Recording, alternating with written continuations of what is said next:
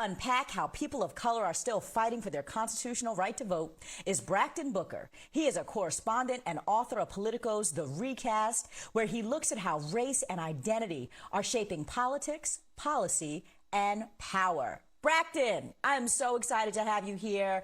And I just want to jump into this because, frankly, I am so tired of talking about this. And I know that you must be just annoyed at covering the same cycle of nothingness, frankly. But nonetheless, Republicans today, shocker, in the Senate blocked having even a debate. They don't even want to talk about the Freedom to Act bill. They're just like, we're not even going to talk about this.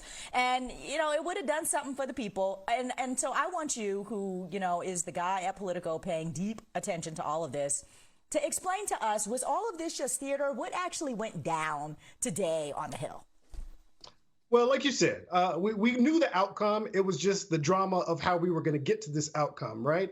A lot of this was kind of the sequel to what we saw in the summer when the S1, dubbed the For the People Act, also went down in defeat because no Republicans crossed party lines, and including, Senator Joe Manchin, who is a Democrat, voted against that. So here we are, several months later. This was supposed to be the slimmer version, Joe Manchin's baby, if you will. The fact that he was instrumental in crafting this, and also he was supposed to be the point man, going to sell his conservative colleagues on joining Democrats in passing this.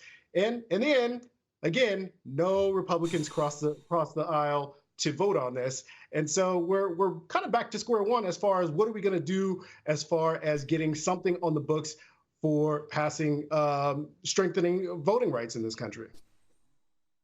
And, you know, I ask if this is just a bunch of theater because you just broke down how, for some reason, we thought, or people, the Democrats thought, that Joe Manchin, who is like operator number one, blockade to all the things that Democrats really need to get done on the Hill, that Joe Manchin was somehow going to be the guy that walks this through, when in fact, nobody was pulling 10 Republicans over to the Democrat side to make this work.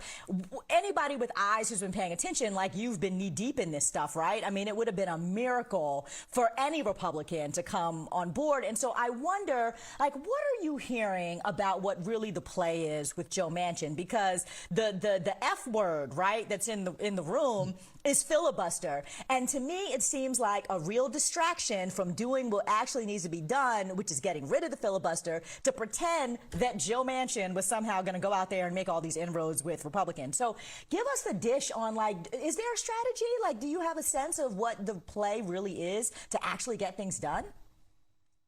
I don't have a full-on play, but I can tell you what this vote was supposed to be. This vote was supposed to be a show vote for Joe Manchin, right? It's like, okay, we're going to give you some time. We're going to give you the space to operate.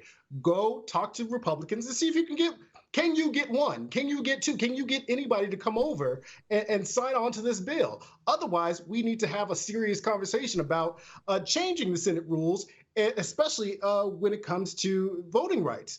And this was a show vote for Joe Manchin to say, hey, okay, we did it your way.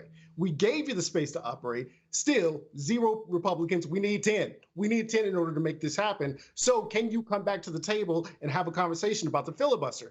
Now, that second part, I don't know. I don't know if that's going to happen because this has been on the table from jump, and both Senator Manchin and Kristen Sinema of Arizona have been very against doing anything to change the Senate rules. So we're back to this backroom negotiations on, okay, are y'all going to come to the table here?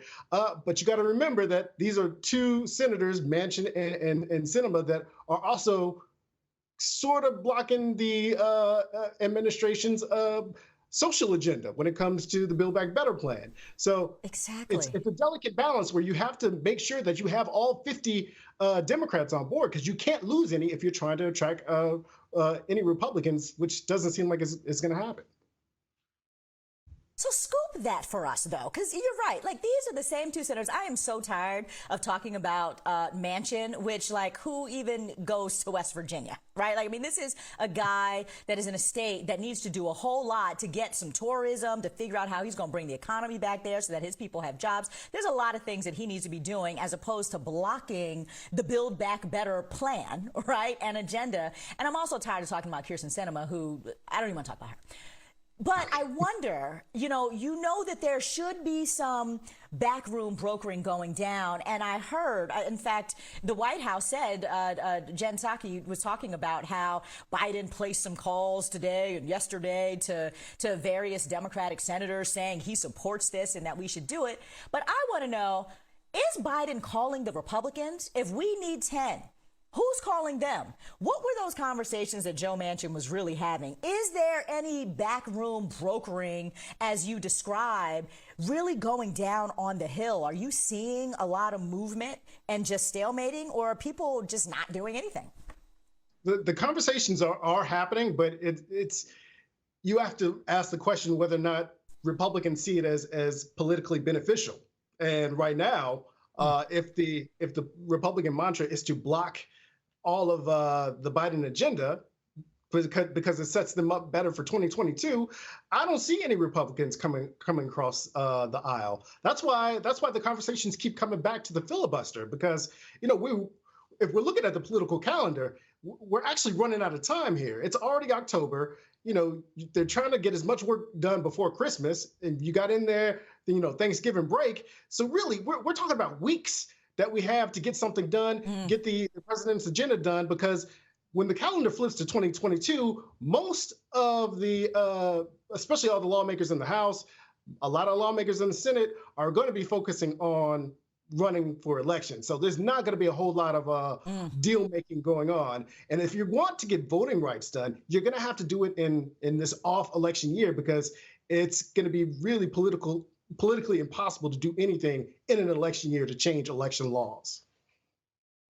So what is actually being done? I mean, you're tracking, so we're talking about voting rights now, but generally, you're following the politics essentially and the policies that are impacting people of color's lives. You got any good news for us? Is anybody moving anything up there? It remains to be seen about what's really going to get across the finish line. Congress works much better when there's a deadline, right?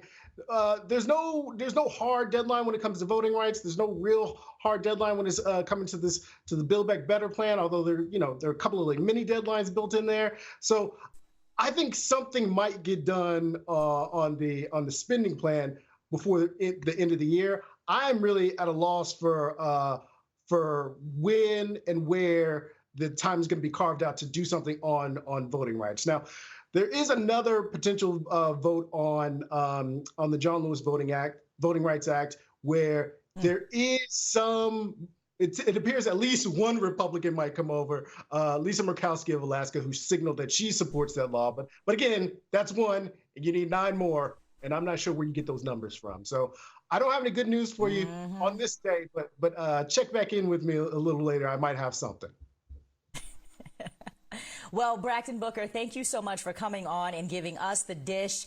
Author of Politico's Recast newsletter. Everybody follow him, sign up, subscribe to the newsletter so you can stay on top of the things that are happening in Washington with regards to race and politics. And we'll definitely have you back for an update on all the things going down on the Hill. Appreciate you.